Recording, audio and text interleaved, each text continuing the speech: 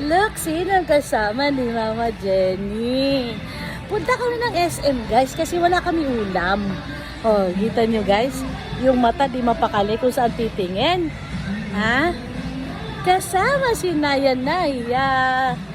Kasi guys, hindi ko pwede maiwan sa bahay. At ang nanay, may pasok. Oh, di ba? Wala kaming ulam. Kaya, ay, Diyos ko Lord. May exam yung nanay. Ba. Teka lang. Yeah. Ayun. Ayan. Sakay si nanay. Yeah. Yan, nakapatong lang yan guys. Pero, karga ko pa din. Bibili kami ng manok. Kasi madaling lutuin. Pa-fried chicken ko na lang kasi yung dalawa kong apo, yan naman ang gusto. Nagsawa na sila sa adobo.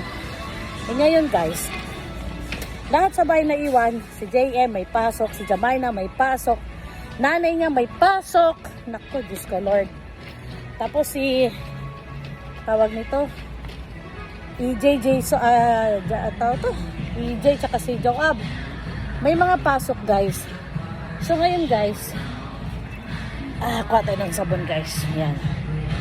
Ngayon si Jason naman, pinag-drive ko. Ilang kilo ba ito? Pinag-drive ko si Jason. Kaya, no choice ako guys. Talagang isasama ko tong butatik na to. Mabilisan lang to nabilihan guys kasi yung dalawa iniwan ko doon. Si Jamaina, Joanna, nakakabantay naman doon sa dalawa niyang kuya. Kaya ayan guys.